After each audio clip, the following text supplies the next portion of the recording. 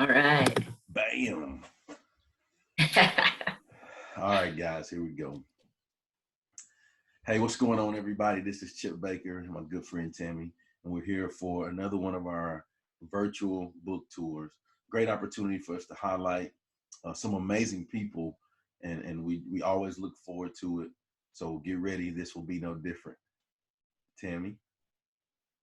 Just excited to be here. I think we have three amazing guests that have some unique stories. And I'm excited to hear more in detail, Chip. Yes, And yes. about your book, your new one. Uh-oh. well, let's, well, let's dive into it. All right. Before we get started, I'm often asked, how can you support your favorite authors without having to buy the books? So I always like to show this graphic. I think it gives some unique ways that we still can show support without having to buy some books. So if you're out there listening to us, I challenge you to support each of these authors in some way on this graphic. And now I'm going to hand it back to Chip. All right. So the first book that I'm going to highlight today is The Impact of Influence. And this book, we just dropped it the 27th of March. So, I mean, it is fresh, brand new book. Really excited about the project. It's a compilation book with 17 authors, 16 powerful authors than myself. But we just sharing our stories of things or people that have impacted us in our life, of the lessons that we've learned from that, and then how we're using those lessons that we learned to influence and impact the world in a positive way. And so it's a great book. It's crazy. Like, I'm in the book, but I'm excited to read it. And take notes and learn from all of the guys in there, because it's a great group of men, anywhere from preachers, superintendents, businessmen, entrepreneurs, uh, production company people. So it's a good mix of men that are doing great things, and so it's a great read. So that's the first book, The Impact of Influence. Chip, can I ask you real quick? You Tell sure us can. a nugget from your chapter. A nugget from my chapter. I just for me, what I did in my chapter, I I reflected on the people that, because I felt that if I just picked one person, I'd be doing that. All those other people that love me throughout my life, I'd be doing them an injustice. So I couldn't do it. So I just picked some traits. And the first one, I'll just give you the first one. I broke down impact. I'm an acronym guy. So I broke down impact, and I'll just give you the first one. I think they initiated uh, change. You know, People that impacted in my life, they were change agents. They did great things to just help whatever situation they were in. And that was great for me to see that, because it showed me that I too can be that in my life. And so that's how it's influenced me. But I won't give you all of it. I'll just give you the I. But they All initiated right. change. I can't wait to read it too. All right. Yeah. Now, this one I have read. Yeah. All right, so the formula chart for life, and this one, it also gets me excited.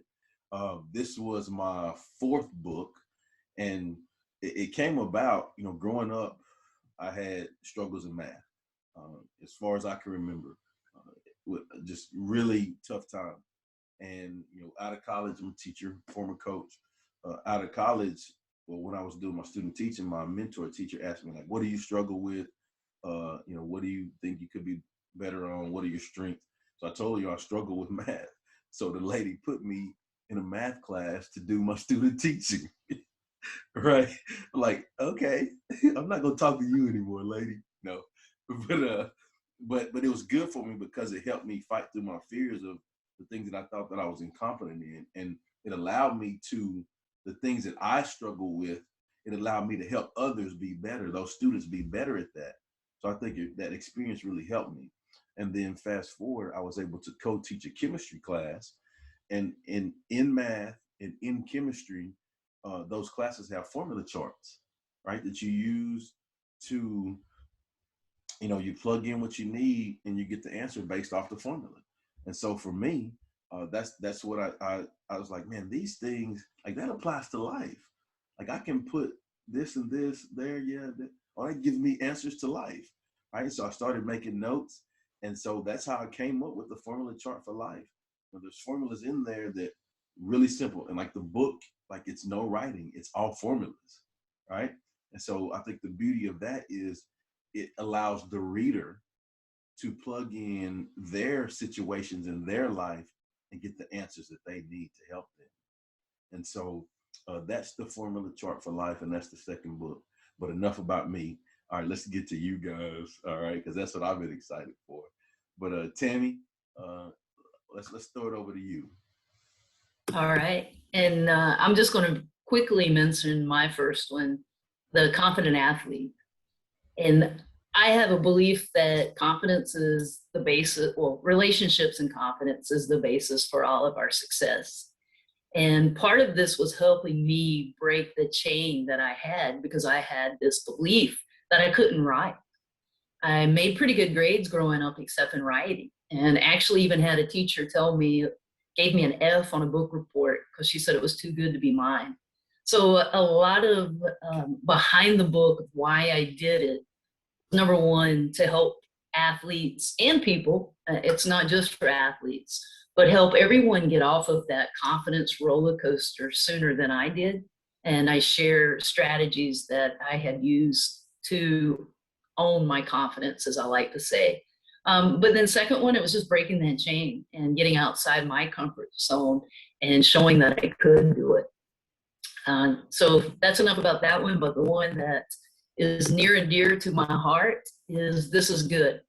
I know some of you have heard this story, but I'm going to have to tell the story again this evening.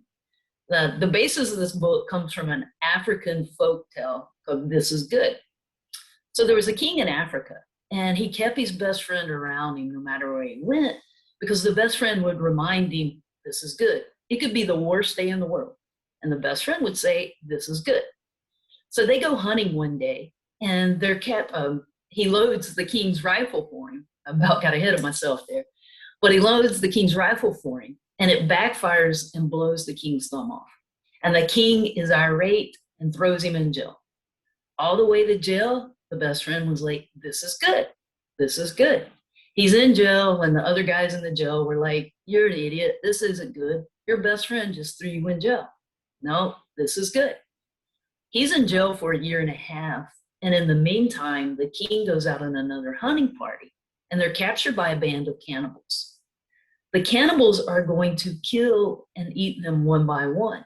Well, they get to the king, and they were very superstitious and did not believe in killing or eating anything that wasn't whole. So they saw he didn't have a thumb, and they let him go. He was like, oh my gosh, my best friend just saved my life. And he hurries back to the prison and gets down on his knees and says, please, please, please forgive me. The best friend, of course, says, this is good.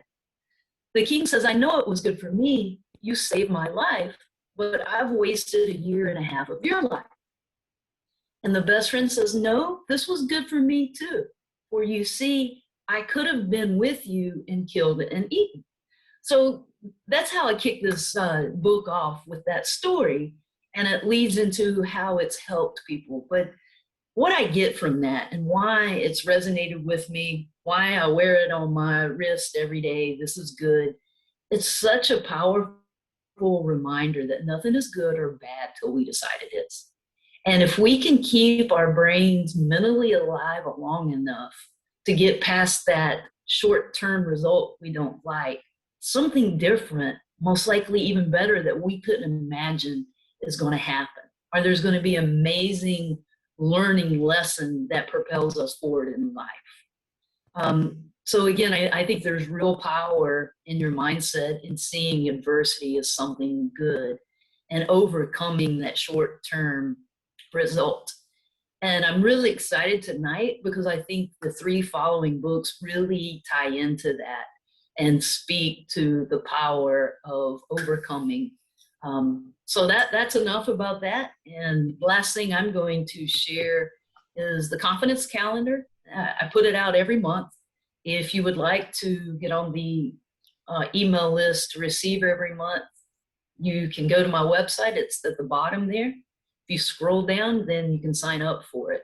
But it's just a great reminder that your confidence is based on what you say, do, and think daily. So again, I'm excited now to hear from our guest. All right, Tami, great job. I think, from hearing that, there were four words, but 3 words and then 1 word that came to mind for me.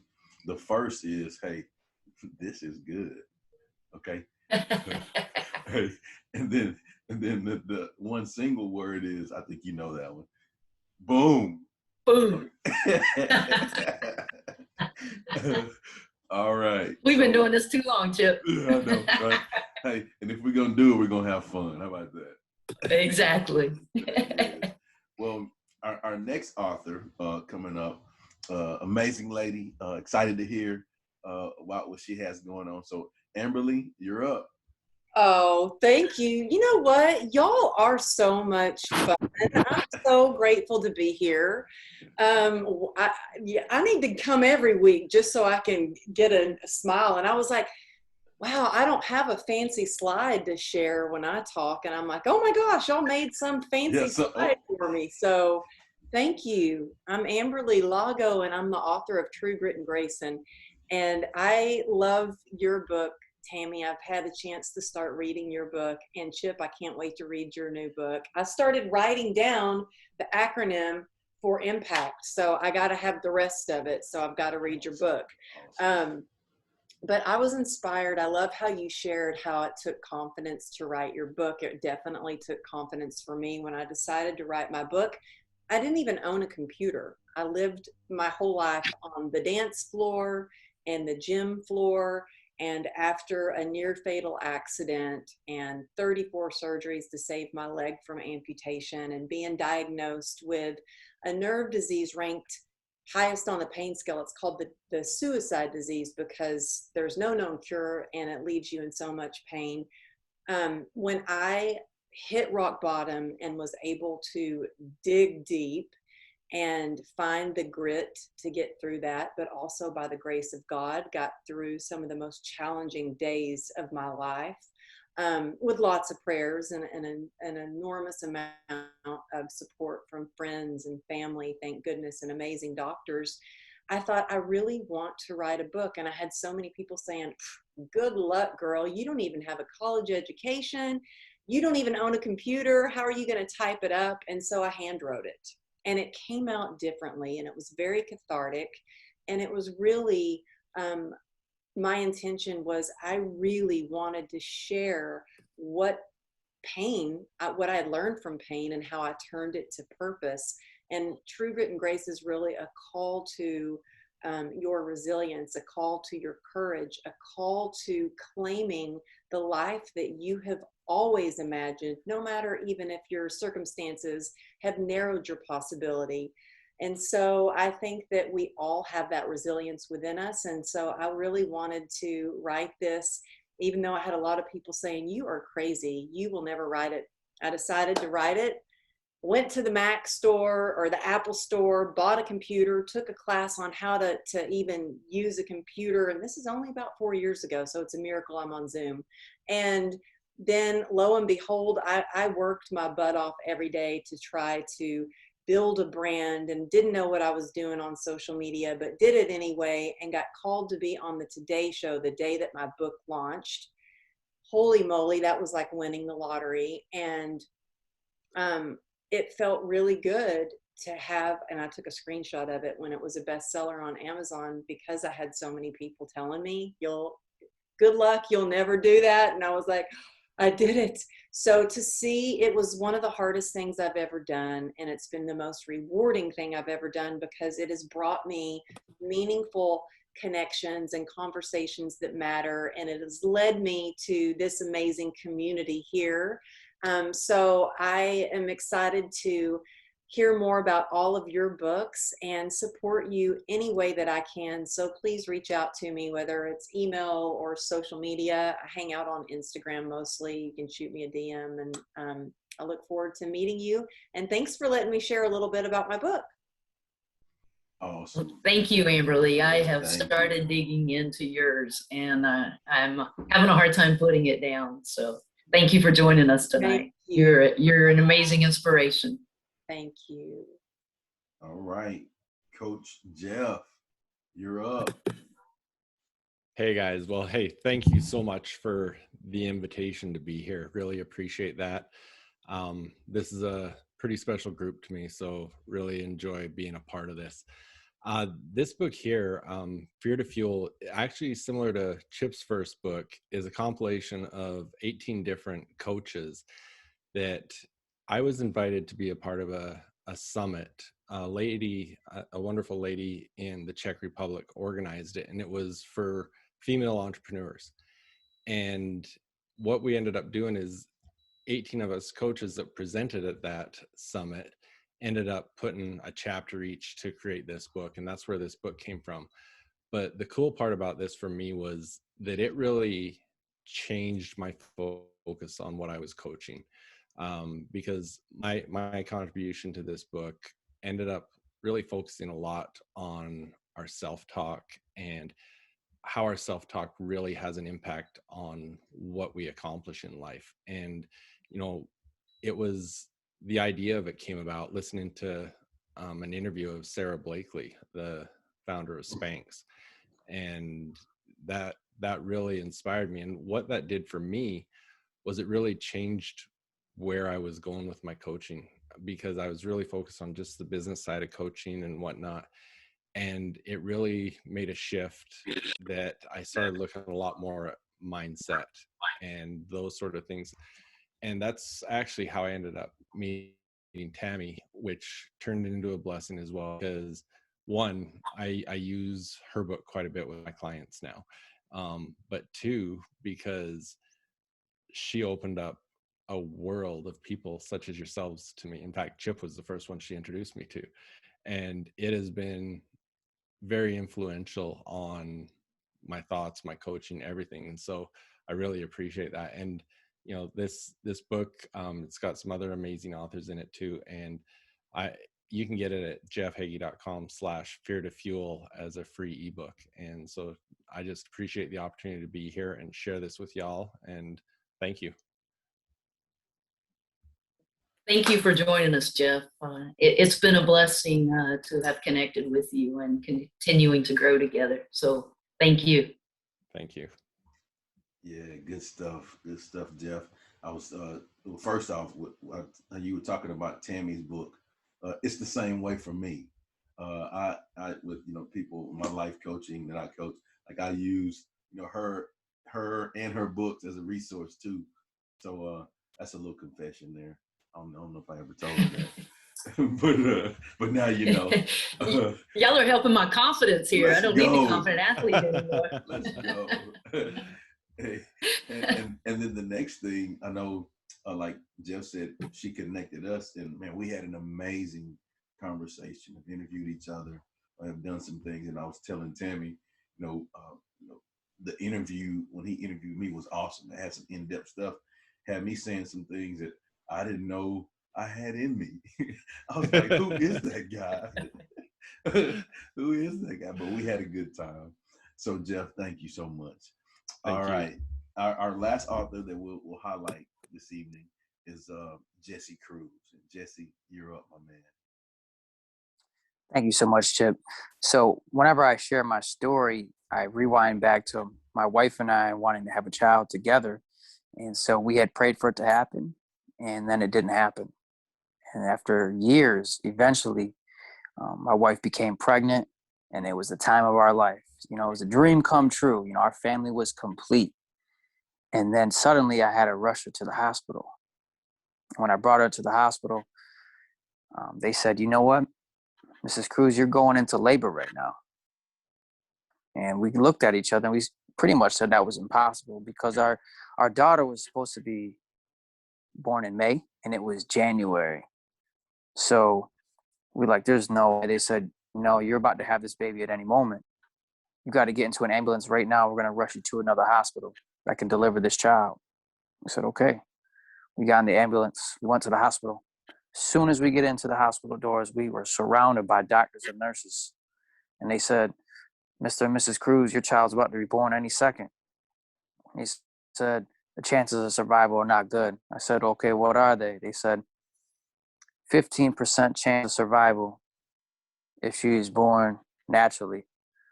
I said, okay, well, what's the other option?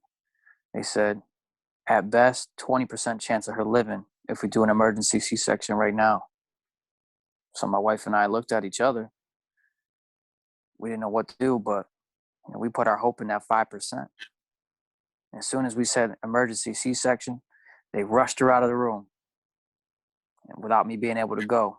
And so in that moment, I felt broken and hopeless because I always wanted to be there when my children were born. But in this situation, I couldn't be there. So I felt like a failure as a father and as a husband. And so I just sat in that room and I cried and I prayed, hoping everything would be okay. And then the nurse came in shortly after and said, she's alive. So I celebrated. So I finally got to go visit my daughter. And my wife and I went to go see her for the very first time. This little 1-pound girl was born. And so she was in serious condition because of how premature she was, 4 months premature. She was only 1 pound. And so every day we were concerned about what was going to happen with her. She had some really good days and then she had some setbacks. And then she'd have some good days and then some setbacks. And this was the process that repeated over and over again. And then there came a moment where I watched her flatline. And then they saved her again. And then the flatline is something that, unfortunately, I watched on a regular basis, watching my child in front of me die and come back to life. And as a parent, that's hard to watch. And then one day, she flatlined for the final time. And I walked out of that hospital broken, a complete mess. And never thought in my life I'd be able to share this story with anybody. But I wanted to carry on her life and her legacy and her memory. And I went through, a lot of counseling. I went to a lot of support groups. I did a lot of writing, a lot of crying, and finally said, you know what, it's time for me to share this story with the world. My daughter, Faith, her life and legacy is going to live on because of this story. And when I was broken, the only hope that I have is the hope that I get to see her again. The hope that I have is in the healing, and the hope that I have is in sharing the story with everybody. And so losing faith, finding hope has just been a blessing. It's touching lives all over this country and internationally. And I'm just so thankful for anyone who's taking the time to support the book and listen to my story. And thank you guys so much for giving me this platform to share. Thank you. Man, Wow. awesome. Thank you, Jesse. I don't have the words to speak right now. Yeah. Thank you for your vulnerability and sharing that. Yeah, I think too, just to comment on that, I think a lot of times when we write books, the process of being vulnerable and putting it out there, yes, it helps us heal and get better. But I think what we don't realize is how many people in the world that it will help, that our vulnerability will help. And so, even just hearing you discuss that story, and it just lit a fire in me, just helped me. And so, man, thanks so much for being vulnerable and putting your experience in the book. Absolutely. One thing I just learned through that process is like the one thing that was crushing me the most was going to be the exact same thing that was going to be used to lift me up and build others up in the process. Yes, sir. Yes, sir. And I think too, when you are able to do it, it lights you on fire and gives you that passion to do it, to help others. Absolutely. Yes, sir. Well, that concludes our final author for the evening. And we'll just have some closure here. And Tami, I'll kick it over to you. All right. Again, we appreciate the power in the different power of so many levels of all three of you and sharing that, not just with us, but the world. I know we had a couple others join us, and Andrea, good to see you. Eric, glad you joined Yes. us. Do you guys have any comments or want to say anything? I can just say, thank you for like what you said, being vulnerable and sharing those stories, and that important piece about how what you are willing to share with others really makes an impact on the world and helps them heal in a way that I'm sure as your readers read your texts, you will hear about more and more. So thank you for sharing all of that.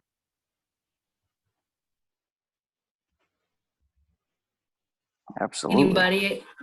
Yeah. Any other comments for each other or questions? I would just wanted to say thank you for putting this together tonight so we could all come together. I really appreciate being a part of this group and this community. And yeah, Jesse, thank you for your vulnerability. I think that I can see that, I know that writing my book really helped me heal. And I want to get your book for my husband because I think he still has a little PTSD from everything he experienced from me being in and out of the hospital so much. And I want him to hear more of how you share. He's a lieutenant commander. Well, he just retired, but he's very like this tough guy. And I think it would help him heal to just hear how you share so vulnerably, just to let him know that he can kind of let his wall down. And he would be so mad at me right now if he knew I was even sharing this. But what you shared really touched my heart, that you're able to take something that was so painful and use it in service to help others. It's just a beautiful thing. So I can't wait to read your book. And Jeff, I'm following you on Instagram and I can't wait to read your book too. So thank you again for allowing me to be here. Yeah, please. You can just DM me on Instagram. We can connect further there. You can ask me questions. Feel free to reach out at any time. And so, yeah, any questions that you may have in that process of sharing, and especially for men, it is more of a challenge sometimes to share those things. So I'm all about, empowering people to share their story. So thank you. And just for me, thank you as well. Appreciate the opportunity to be here with y'all. And again, to Chip and Tami, thanks for helping me grow my network and meeting some new amazing people. So thank you all for everything you offered tonight. Sir. Well, Chip and I say this almost every time we finish these book tours, and we mean it, every ounce of us, but it amazes us the amazing people we have met. Yes. This was just off the cuff idea that we had. Was it last February? So it's been going on a year and a couple months. And, COVID had hit. We wanted to bring people together. We wanted to support books.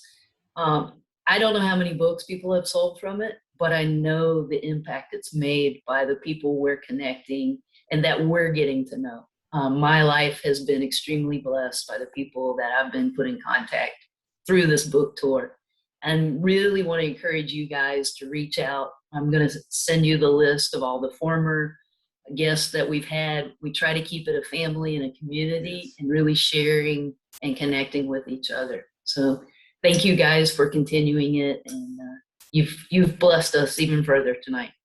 No doubt. And Andrea is one of the authors that was on as well. She's here with us, but it's great.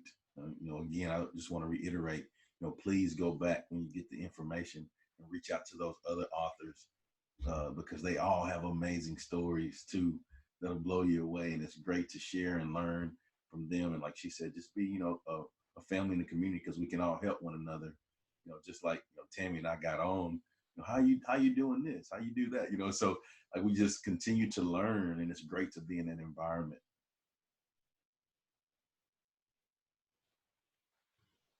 Hey, thank you guys. Keep making a difference that you are. Thank you so much. Appreciate you guys. Thank you. Nice to meet y'all. Have a good night. All right.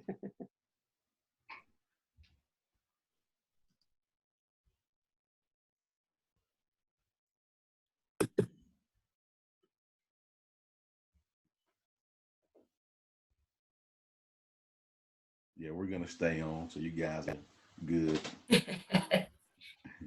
Thanks again, guys. Hey, take care. Thank Good to you, see Jeff. you. Bye-bye. Hey, let's touch base soon. Yeah, I'd love to. I'd love to. Okay, let's do it. Thanks. All right. All right. And I am, what did you call her, Frenchie? I'm set up to meet with her next week. You and Chip both. I was just Yeah. telling him she's probably going to have some stories about me. Don't believe everything, but she's from France. She played for me for 3 years in college, and probably hated me for the majority of that time. And then we developed a unique connection, and now really both of us helping each other. So she's doing some pretty impressive things out there now. But Awesome. she's has her hands in the Olympics right now, which is from the business side. So it's pretty cool. Cool. No, I'm looking forward You'll to it, enjoy so. her if you can get the accent. Yeah, for sure. All right. Well, thank you. Appreciate it. All right, Jeff. See you. Take care, Jeff.